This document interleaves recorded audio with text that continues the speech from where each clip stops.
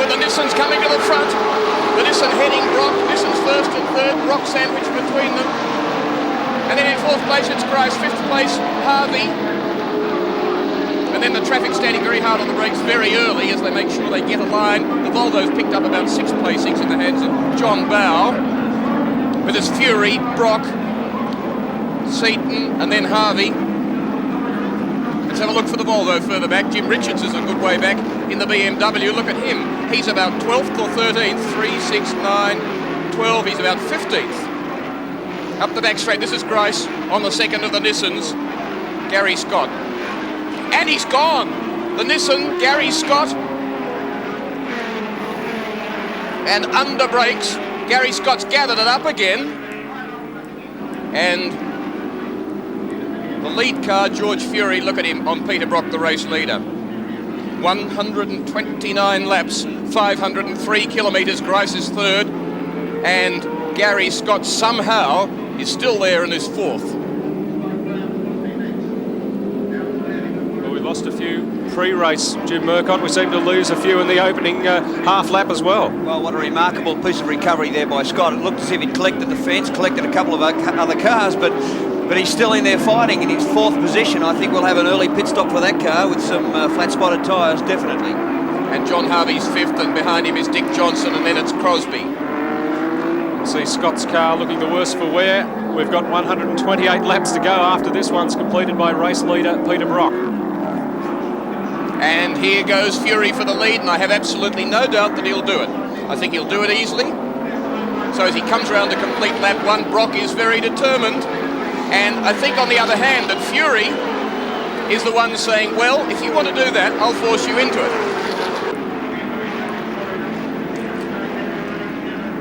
So the Nissan Gazelle, the third of the Nissan team cars, if you like, sharing the garage space there with the two Peter Jackson team cars into the pits, a quick 2-litre car. This again, the leading pair.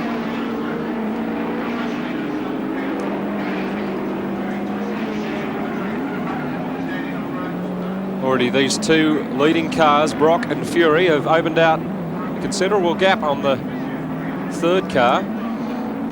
And here's a bit of a blow for us. One of the BMWs.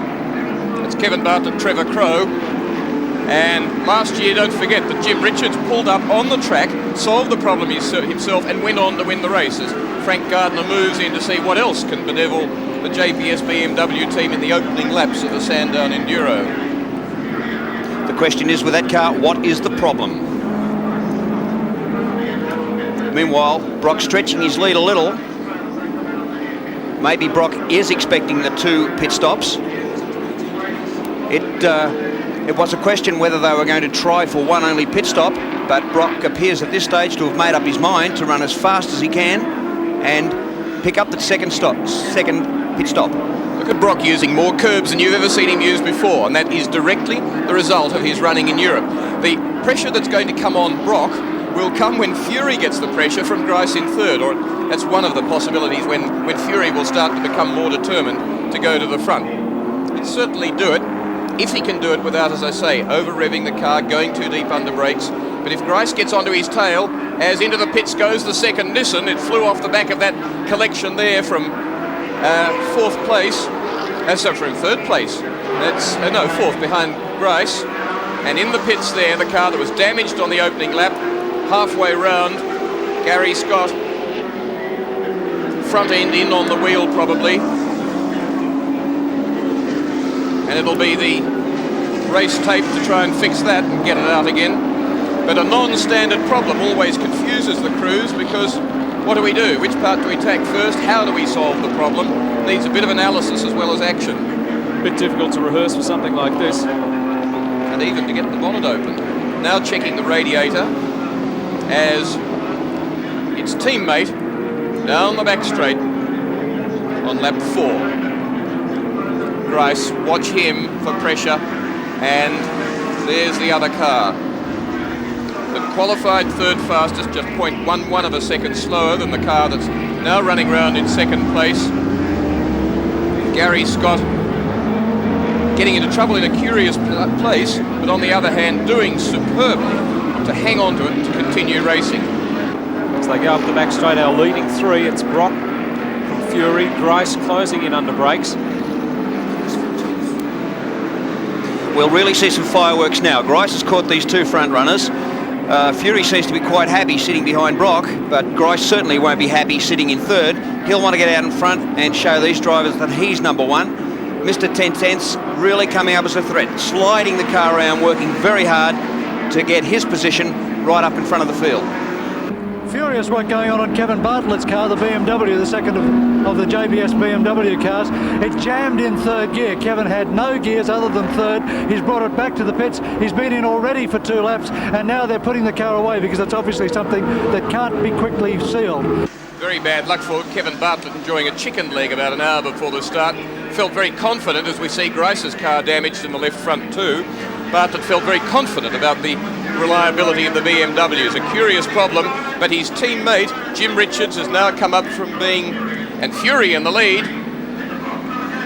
Fury leads Brock, as I really did think he was going to, and there's no question Brock won't take it without fighting, but the car that now leads has probably about a second up its sleeve at normal race pace. But 330 horsepower coming from the lead car that weighs just 1,035 kilos. Whoa! Whereas Brock, who was in a lot of trouble there on a lapped car, weighs 1,325 kilos. Wave the flag, says Brock to the flag marshals. Wave the flag and get this Gemini out of my way and let me race. That was his arm out the window. The Gemini certainly didn't want to know about it, and nice big slide from Brock. The Skyline approaching that part of the circuit now as Grice goes underneath Brock.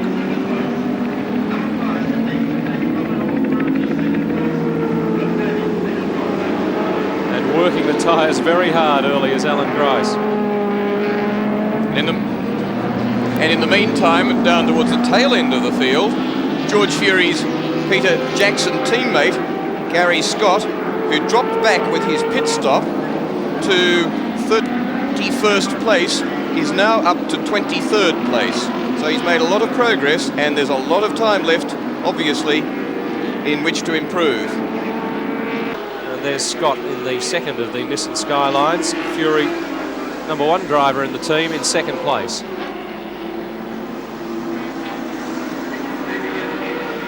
This has been a tremendous recovery by Scott.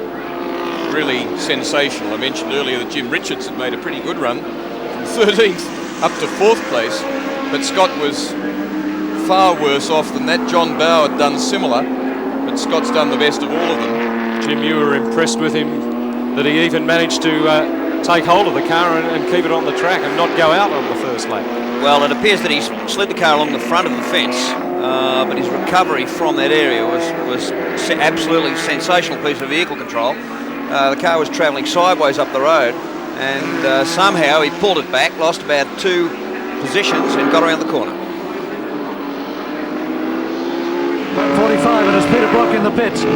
First of his scheduled stops. 13 seconds gone for Peter Brock in the pits. Brock getting out, Alan Moffat getting in. The last churn of fuel now going in, ready at 21 seconds on fuel. Still on the front of the car. This is going to be a good stop. 25.7 seconds for Alan Moffat as he snakes out of the pits. And that is a great stop from the mobile Holden dealer team.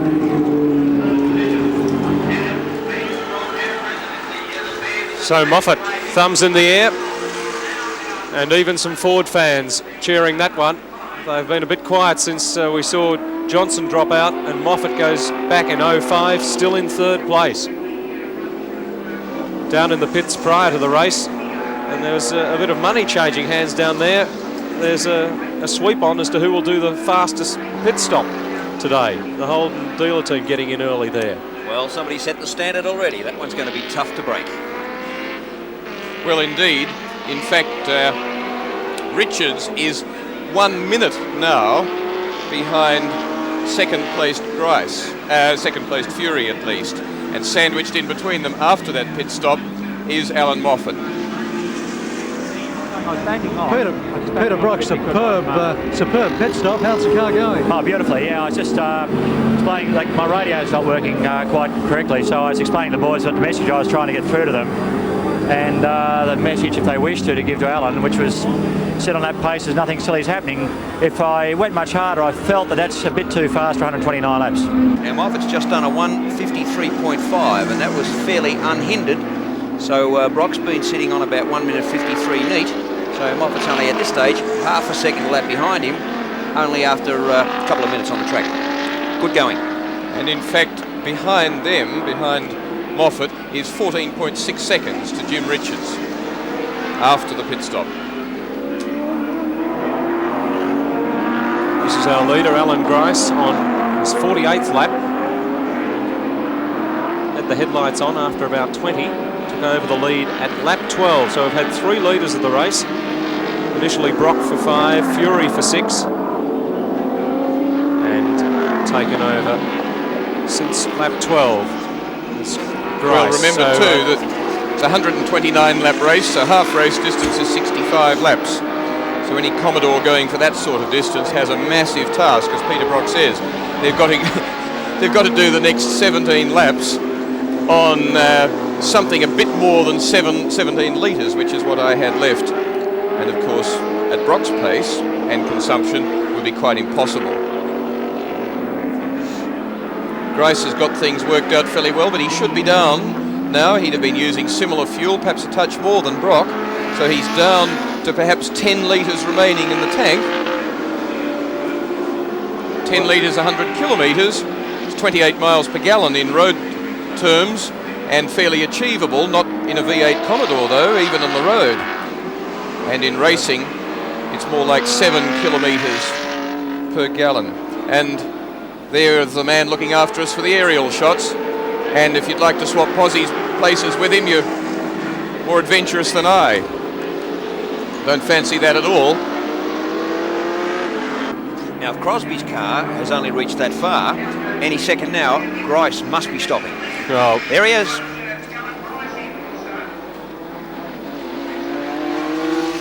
Up go the pneumatic jacks. And Graham Bailey takes over. A very interesting stage in the race. So does George Fury, because he, of course, is now the race leader. He's gone by. He was just 4.8 seconds behind Grice, who hands over now to Graham Bailey, the Newcastle chicken farmer whose company turns over $30 million a year. Massive business, Chickadee. A lot of wholesale supply. So it is now Fury leading. Still Grice is second. It's 45.63 seconds behind Grice, or behind Fury, to Alan Moffat after his pit stop in second place. And that right-hand front won't come off by the look of it. 50 seconds gone on the Graham Bailey Alan Grice stop already. 53 seconds. This is worse than Crosby's. They can't get the front right-hand tire wheel on the car. Les Small, the race manager, working on the wheel himself, and it just won't lock on. More than a minute gone now. Grice has walked away in disgust. Small just can't get that wheel to lock on. The front right-hand wheel. Bailey in frustration inside the motor car. Finally it comes off. So it wasn't locking on. In fact, they couldn't get it off. Now the new tyre goes on. The crew a little bit disoriented. Move in with the central locking nut. This is the problem of these central locking nuts. They're saying to drop the car off its jacks, but they can't because they still don't have the locking nut on. Now finally they're right to go. And it's 1 minute, 33.4 seconds. He's lost more than a minute over a normal pit stop. Well, the situation after that is that 4 cars went through. George Fury, Alan Moffat, Jim Richards and Gary Seaton. Gary Scott. It's Glenn Seaton. And he's sharing with Fury. Well, so 4 cars, they're down to 5th. Poor Alan Grice. How does he feel? He has worked his heart out here to trim a 1/10 of a second off here, to trim off a 1/10 there, to keep his laps down under 53s, and it's just all been blown because they've just lost an extra half a lap in the pits with one sticky front tyre. What happened with the pit stop, Alan? The tyre wouldn't come off. Yeah, I don't know the reason, but the wheel that was on the car when I came in was jammed on for some reason, and the gun wouldn't take it off. When that happens, it normally means that there's an air pressure problem or the gun's playing up, but in any case, it didn't go off, and we're in a fair amount of bother. And George Fury, the question mark as to when he'll pit. 65 laps is half race distance. He's on his 53rd. That's the race situation, and in fact Moffat was just taking his car past the Graham Crosby car, now with Wilkinson driving, and that's in 6th place. So the lead is not very many cars unlapped in this race.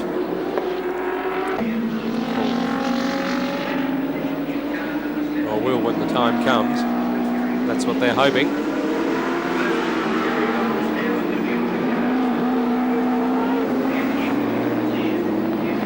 It's 50.8 seconds from Fury back to Alan Moffat. But of course, a pit stop to come, and here comes the pit stop for 3rd place, Jim Richards. He will hand to Tony Longhurst as a firebrand at the wheel.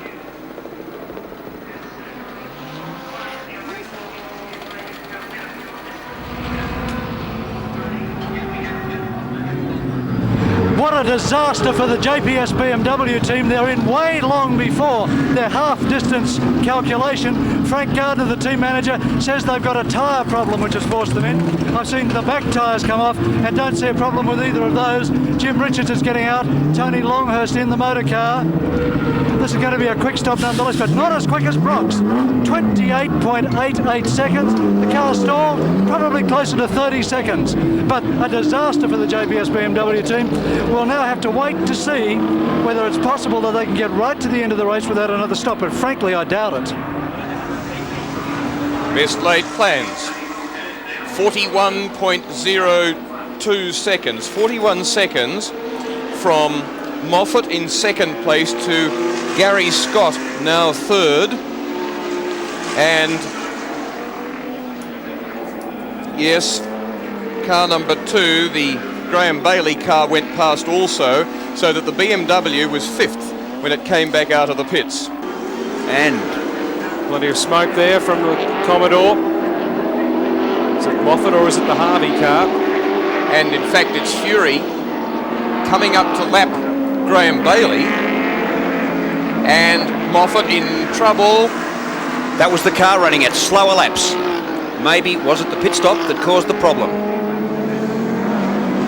Oh, left front flat. So 52 seconds was the gap between Fury to Moffat, and with Fury about to come in for a pit stop, it would have been expected that Moffat could have really closed the gap, but now he'll have to go in himself. So the JPS BMW in early, now the mobile Holden dealer team Commodore going in early too. An extra pit stop potentially, certainly a lot of time wasted on this lap. It's happened with 9/10 of the lap still to be covered. It'll probably take him 4 minutes or thereabouts. Into the pits now.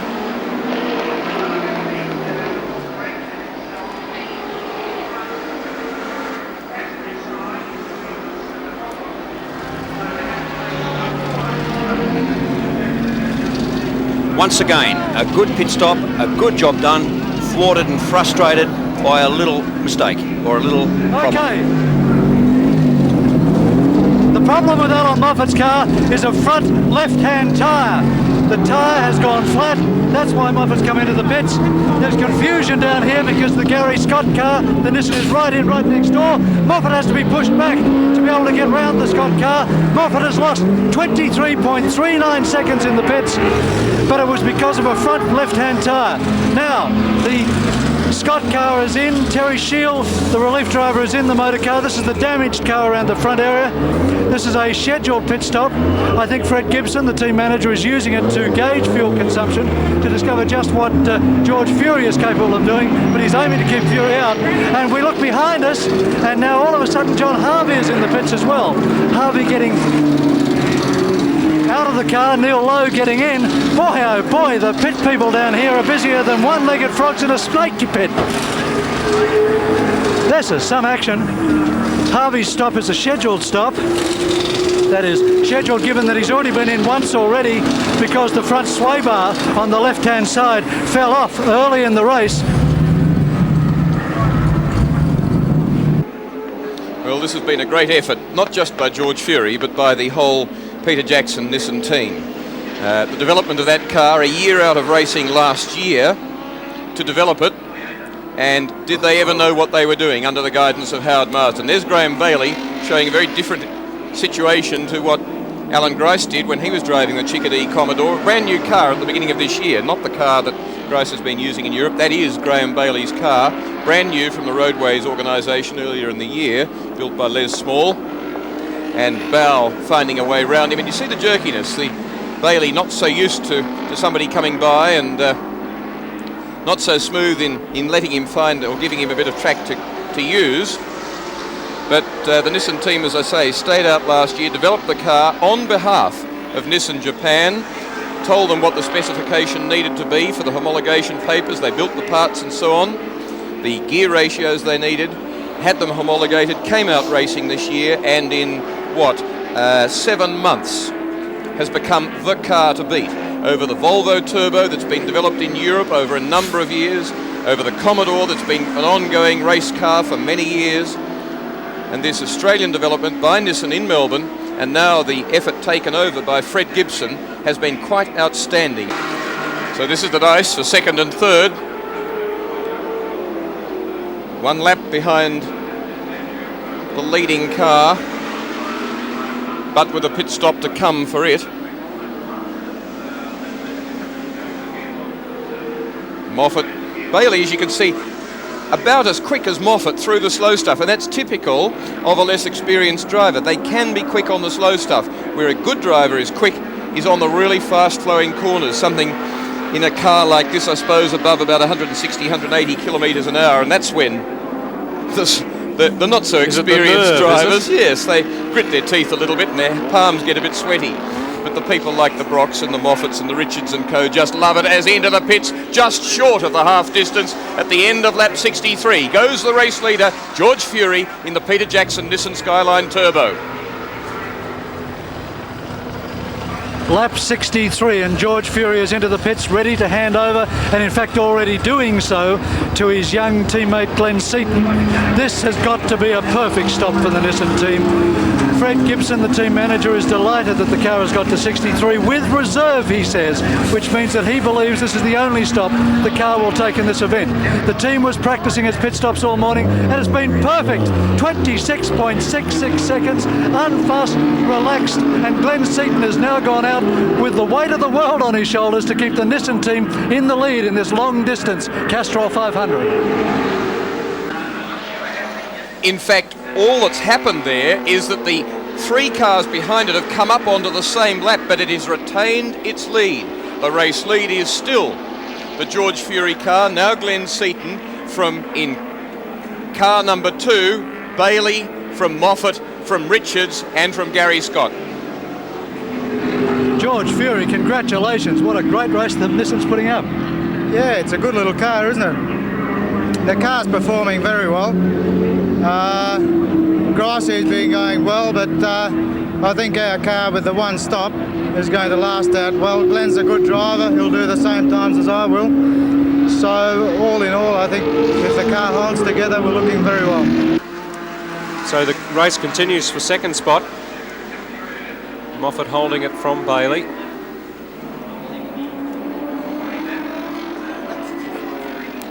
Glenn Seaton has to, in much easier traffic conditions than the opening laps of the race. There's more spread out, there's not the same furious dicing, and where George Fury did 64 laps, he now has to, and 1 lap down. In fact, they would have unlapped themselves, wouldn't they, while Seaton was taking over in the car. So the first 3, in fact 4, on the same lap, as we're in the pits again, and this is the Volvo dealer team. The changeover, as out goes John Bow, and Alfredo Costanzo takes over. Alfredo Costanzo has done 3 laps in that motor car around Sandown. That's his total practice time. And he said that included the lap out from the pits and the lap slowing down to come into the pits. And his words when he got out of the car were, in his very strong Italian accent, "I'm very confused." The Jim Keogh BMW, it's out on the curb to allow those 3 through.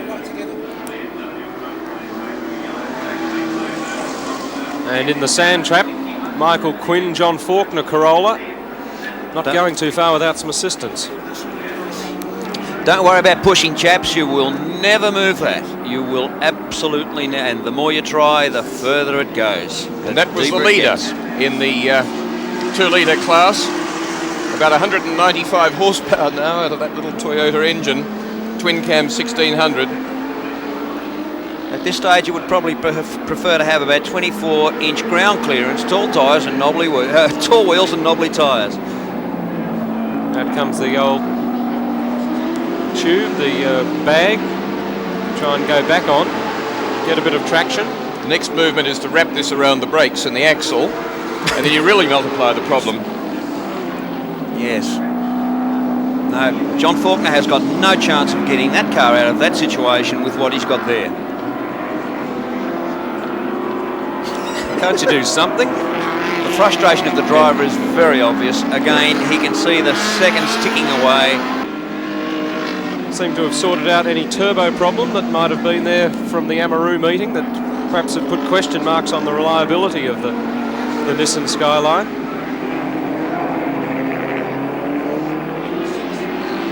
The good part about this sort of a situation is that you get so much advice, and of course it's guaranteed that every second piece of advice will be totally contrary to the one you just previously had.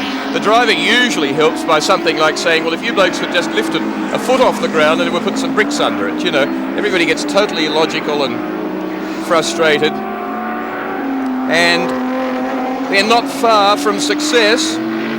They're there. Well done, 6 people plus the driver.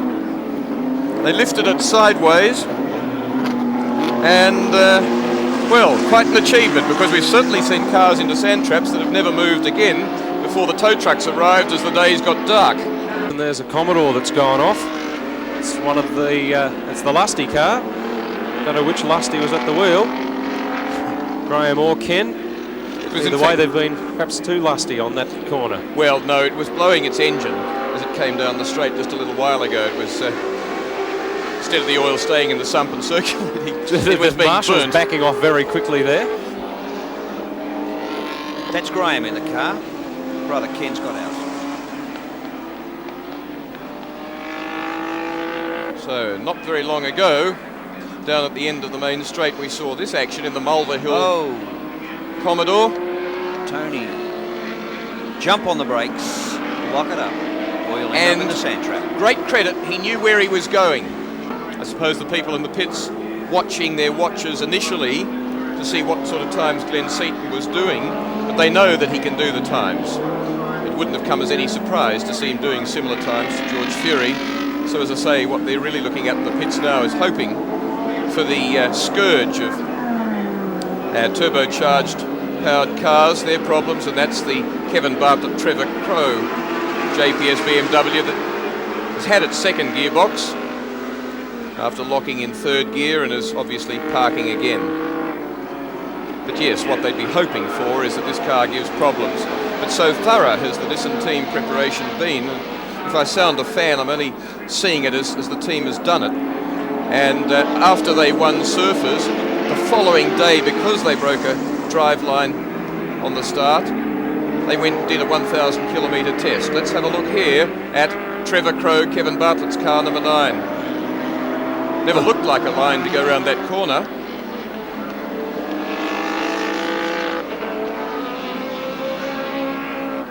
Bouncy bounce.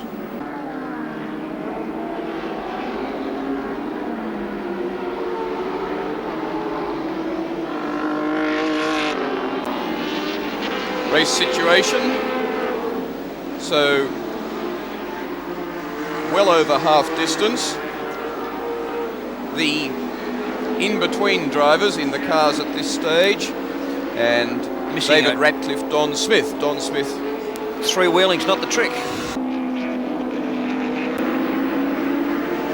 Car 15, fighting for third place. So Terry Shield has made up the small gap to Graham Bailey. Third place Bailey, second place Moffat, and fourth place Shield. So this is a good one. The Nissan's first and fourth, as we see one of the Capri V6s out in the dirt. Netcom entry of a 2-car team. And they're a long way further in than the Toyota Sprinter was. A few people are very reluctant to leave the hospitality tent there to lend a hand, I think.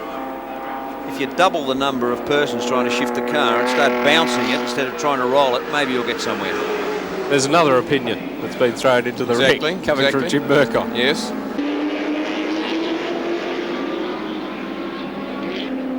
And we've lost Bailey. Bailey's gone back a spot to 4th. So Terry Shield comes up. He's in 3rd place now. Traffic helped him, and the team leader, the race leader, tucked in behind them as well. Nissan won a first and second result here today, and have instructed Shield really to go for it. Yes, this has been a stunning performance. Of course, it can all still fall apart. Absolutely no guarantees, but just the speed that they've shown so far, the fuel consumption, the organisation in the pits has really made them the team to beat without any shadow of a doubt. It's felt that George Fury feels he can beat his 2 minutes 13.8 second lap at Bathurst, done in the Bluebird Turbo. He can beat it in this Group A Skyline Turbo. Theoretically a less developed car, but one that's proving with sorting and so on to be faster generally. I mean, that's the case with Group A, as with the Commodores. That's the race situation, and most of the vehicles involved in this are in our picture at the moment, but finding that the Group A cars are starting to beat Group C times, have done so at quite a number of circuits. So now he goes forward further. John Harvey, he's a long way back actually. Harvey in car number 3, as in the pits is Alan Moffat. It's a handover to Peter Brock. Up with the So that will make the Skyline team 1-2 as they go past us. It's Nissan's 1st and 2nd. Moffat will now have dropped back into 4th place.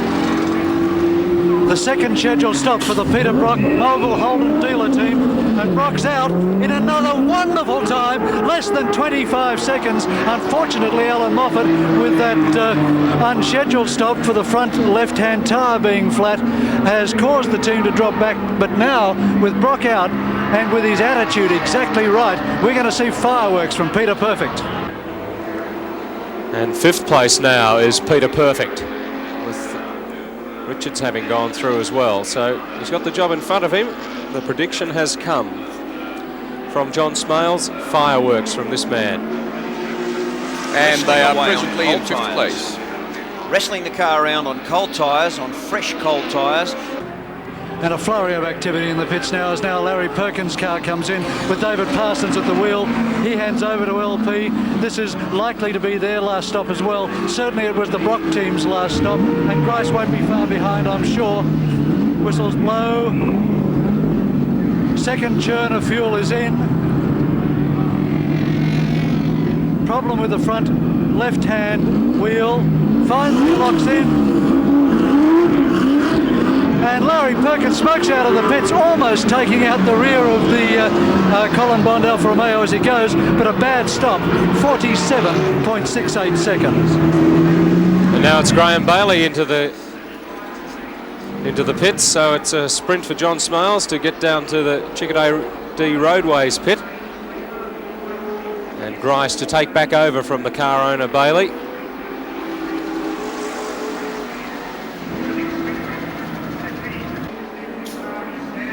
And wandering down there is George Fury in the hat there with his hands in his pockets. Doesn't look like the co-driver of the car that's leading the race. As blasting out comes Alan Grice. Now we'll see some action.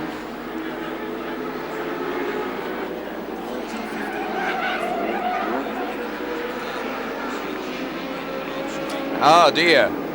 O'Brien in the Bob Jane T-Mart's BMW. Charlie O'Brien, the car he's sharing with Gary Rogers, and they're desperately trying to find a bit of non-muddy ground where they can get up the rise a little bit. That's Gary Rogers. It is Gary Rogers, open face helmet. He's trying to swing it round, use momentum to get it out of the grass, but it's pretty frustrating. He's made it now. Peter McLeod's car giving problems. Wrestling with the gear change here.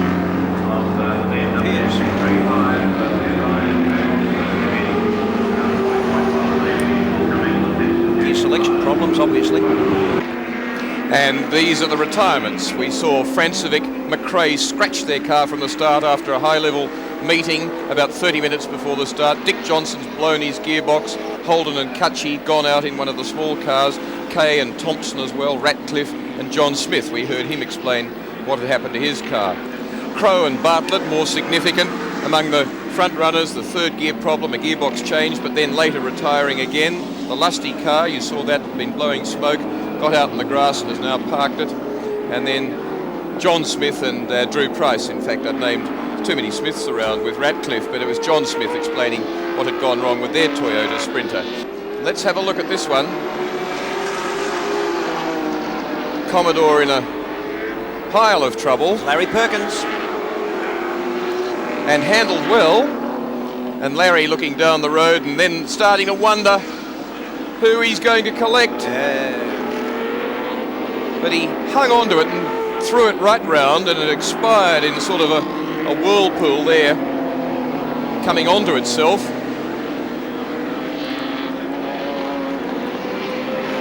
Certainly he didn't want to land in the sand trap and require the assistance of 43 adults to get out. Well, you saw second just disappearing from a picture, the Nissan Skyline. Terry Shield at the wheel. Here's the race leader. Seaton driving. So only one car hasn't been lapped. And that's the teammate of Glenn Seaton. And here's Perkins after the excursion. So that's the gap all the way forward to this car that leads the race. So all but a few seconds of a lap lead being held by George Fury and Glenn Seaton over Gary Scott and Terry Shield. Third place, Peter Brock, Alan Moffat. So it's two Nissan Skyline turbos from the Holden Commodore V8.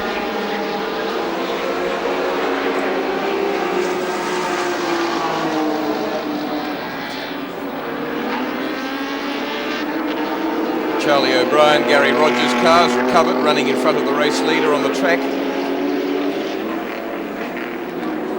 And really, if you have worried about Nissan reliability in the past on the racetrack, well, there's a convincing demonstration of it here. With the front end of the car fairly extensively smashed, the car has continued to run like clockwork despite the damage. Here we are, race leader, Wilkinson. Third gear. Into fourth. Car 6 in 6th place. Car 30 in 1st. George is now in 5th gear. Braking hard, a shallow line. Back to 3rd. He's really offline there. Brakes hard. Back to 2nd in the Nissan for this tight little S-bend. Not hitting the curbs too hard.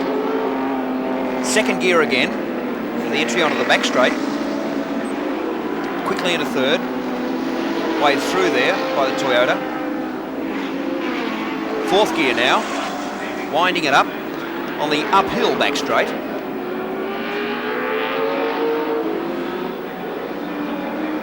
Now it's hard on the brakes and back to 2nd gear for the corner that really comes back.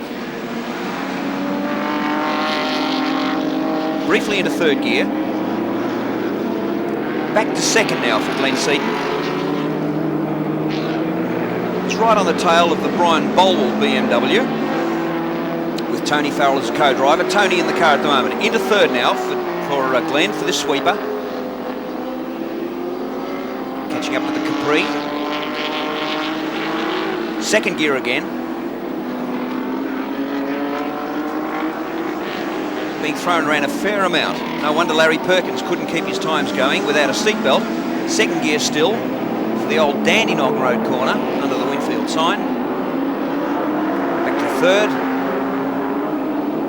The little shoot of flame.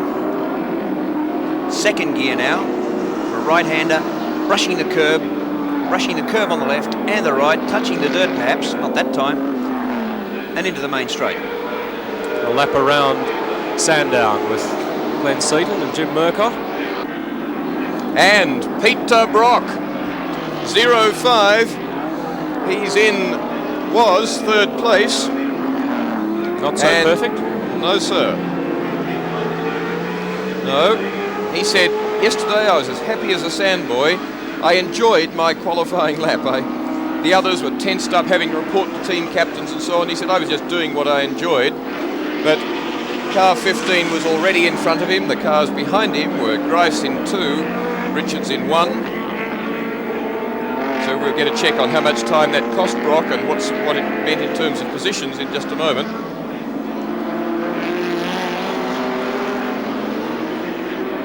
But Peter Brock, about whom a lot has been said in recent times about these polarisers in which he's interested and which he says mean a lot to a car's performance if you carry them in a car. I've talked to him at some length about it and got details from him on it. And he said you get vibrations and frequencies in the car, as indeed you do, going through suspensions, in the bodywork and so on, and engineers indeed do spend a lot of time tuning those out. Peter Brock says if you use my polarizer, it does it for you, emitting lots of different frequencies. Whether he's right or whether he's wrong is yet to be proved, but certainly there are plenty of skeptics doubting him. Peter Brock says it has been more important in my life for the last year than the motor racing. And he said, I don't mind more or less what happens here. That spin on the infield from Brocky will cost him about 13 seconds. He's been running around 53.5 seconds per lap. A fairly harmless spin, but something that cost him 13 seconds all the same. Harvey trying to use the curbing to straighten the car. He wants to arrive at the curbing not so fast that he rides over it. He wants to arrive there fast enough that he just uses the curbing as a little bit of added resistance to straighten the car up. And that helps ease his problem. So that's what he's trying for at each corner.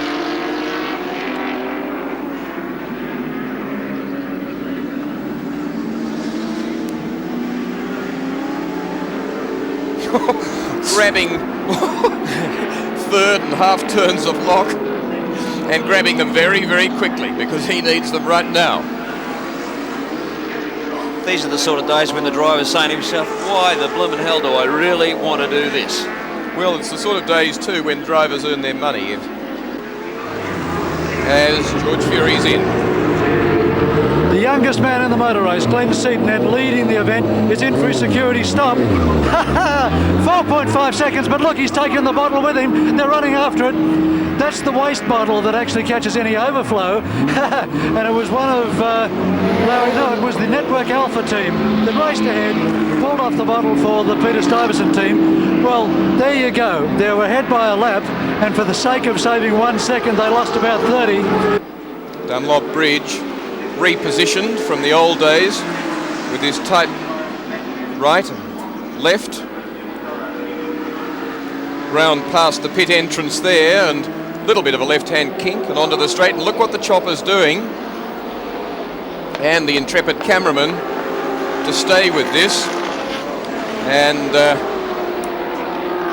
trying to keep in touch with a turbocharged car down the straight. It turns hard left, a short straight now, down to this right and left, down towards the old Peters or Arco corner, Castrol corner these days, one of the tight corners on the track left, onto the back straight. Old existing part of the racetrack. And a full 360-degree turn for the chopper on that bottom corner and then up the back straight. And then it's not just a matter of following the cars and going in the same direction as them. It's a very busy time. And they, of course, I understand, as they turn hard left, the cars, now the chopper can sort of wait for them, but again, he's got to spin and spiral. And as my understanding of it is that they are the hardest aircraft of all to fly because you're flying them every instant that you're in the air. They don't sort of glide along on wings or anything. You get a great view of the tightness, the way the circuit switches back on itself. this tight infield section, which was the bit added to the Sandown track to bring it up to an international accepted race length of 3.9 kilometres around. Down the bottom, Dandenong Road corner, and again rejoining the traditional track. And here we are back at Dunlop Bridge. Roger Dundas, the man doing that job so superbly in the ABC chopper.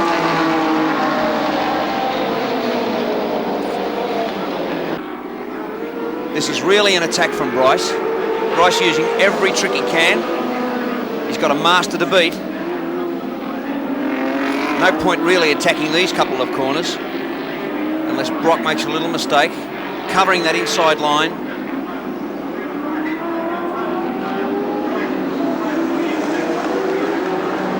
The 05 Commodore looking pretty wide to Alan Grice at the moment. Might see some daylight somewhere here. Just a couple of horsepower will do wonders for either car in this situation. This for them is lap 108. The race leader's on 110. He's completed 109. John White pointing them through, and his little Gemini. Here will be the fun, the end of the main straight. And Grice down the inside. Had the pick of the spots. And the crowd go wild in the main Brock stand. taking a wide line, he's going to try and go through. Can't quite squeeze it. Grice moves back across.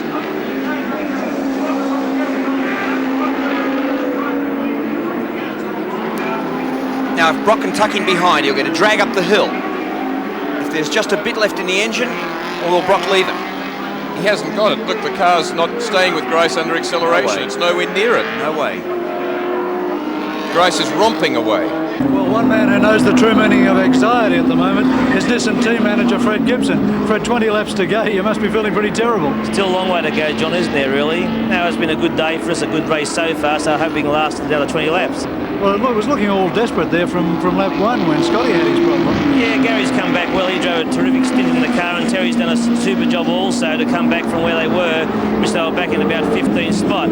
So we've come back in the second spot. We've really, the team's worked well as a pit stop. We've changed the compound tyres on Terry's car, and we've put a churn of fuel in for safety, and we're leading Alan Grice by 27 seconds at present.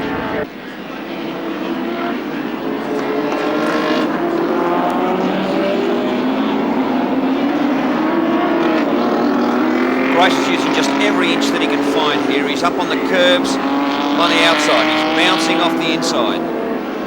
And using every inch there, touching the curb right and right again, sweeping into the main straight, squeezing every ounce of energy into the car before the run into the straight. George Fury's gone for a bolt. He's passed Gary Scott. Obviously, And the Alan radios in the cars Grice's are working. gap, 23.54, a second gained.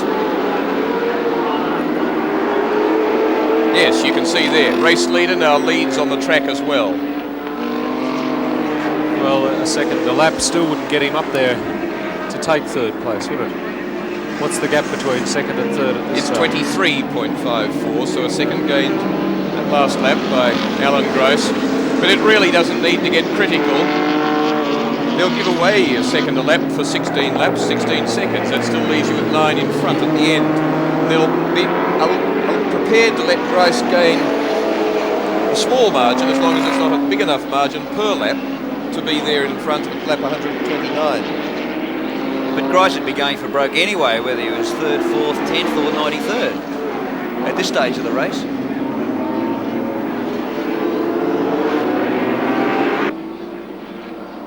And here's Alan Grice, the man chasing second place, but with an almost impossible task. 22.8 seconds the gap.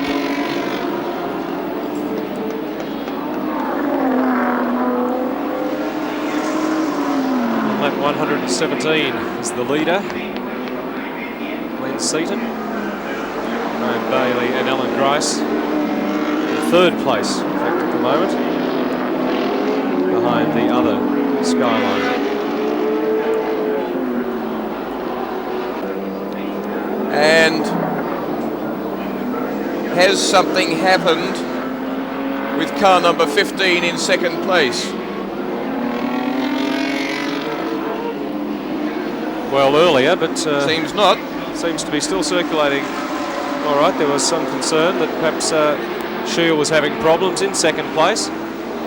He's 3.67 seconds behind the race leader, and he's oh yes, it's a flat, is it? It's a lock up there, and it was going to tip itself up onto two wheels. He's got some sort of a curious problem, and a fairly severe one. So he leans on it. So Grice's idea of The angle pressuring on the that car is a good one. left front wheel doesn't look quite right. Oh, the car is hopping and skipping everywhere. He sure has got a problem. This is second place under enormous threat. It's the left front. 22.9 the gap on last check. Isn't it the left front that's leaning out? Yes, that's where the tyre smoke was coming from. And that was where they had their problem earlier after the accident, that they had to do some body work in there. Maybe the solid blow of the shunt up there on that early lap is has settled into a bit of fatigue and caused a problem on the suspension. Fred Gibson saying, "Damn you, Smales." A lovely bloke, Freddie Gibson. Coming round to complete 127. So 3.9 is 7.8 kilometres from 503. Is 495 kilometres completed. A fair part of the job in a 500k race.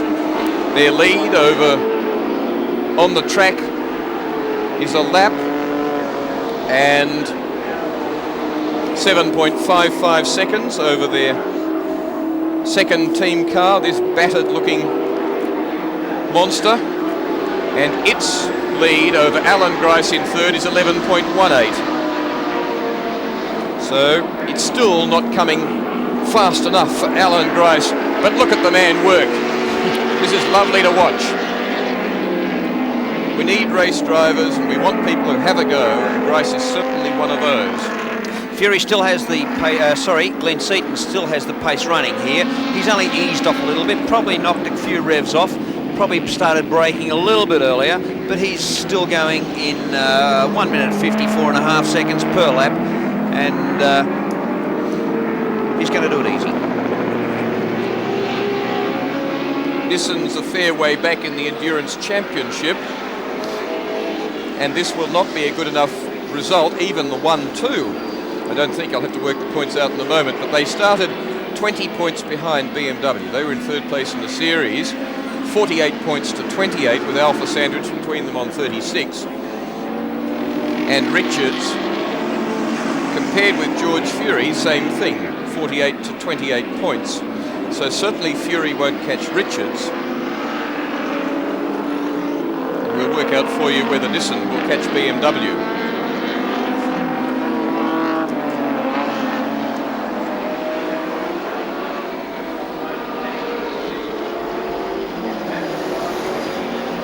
The main straight, Fury's car with Glenn Seaton driving it still sounds sweet as a nut. Last lap now.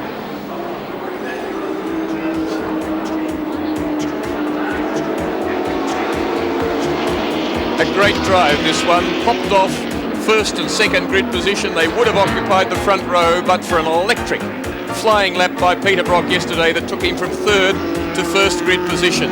But it didn't take very long for them to sort out the Holden and the Mobile Holden dealer team challenge.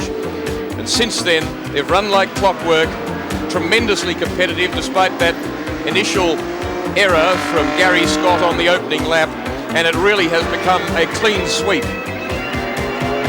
Early yesterday, it was fairly obvious that the Volvo challenge, the Volvo Turbo to the Nissan Turbo, was evaporated when they missed the first practice session, then they missed the second. Commodores appeared to be in with a chance, but they're a heavy car on a stop-start sort of a track, and it was a big job for them. Dick Johnson out with the Ford Mustang fairly early, and really I think his heart's set in the Sierra, and the sooner he sees it, the sooner he'll be happy. The BMWs, counting on one pit stop, had to make two, but weren't on the pace anyway of these cars.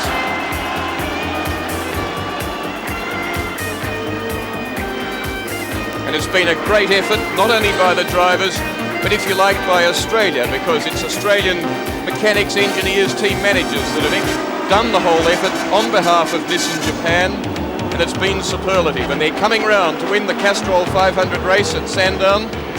It's the third round of the Australian Endurance Championship. They won the second. They blew up when very well placed in the first at Amaru Park.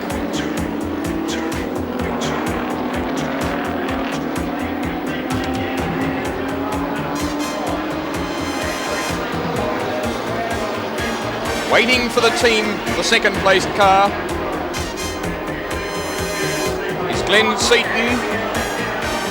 So the two cars over the line together, first and second. And it's first place to number 30, George Fury, but the car being driven presently by Glenn Seaton. Second place, a lap down to Gary Scott and Terry Shield. He too, Shield driving the car at this moment, but a sweeping victory for the Peter Jackson Nissan team over in third place. Alan Grice and Graham Bailey. Bailey particularly doing a grand job, and Grice going down like a fighter. And there he is. And what do you reckon the heart of that 21-year-old would be like in car number 30 at the moment?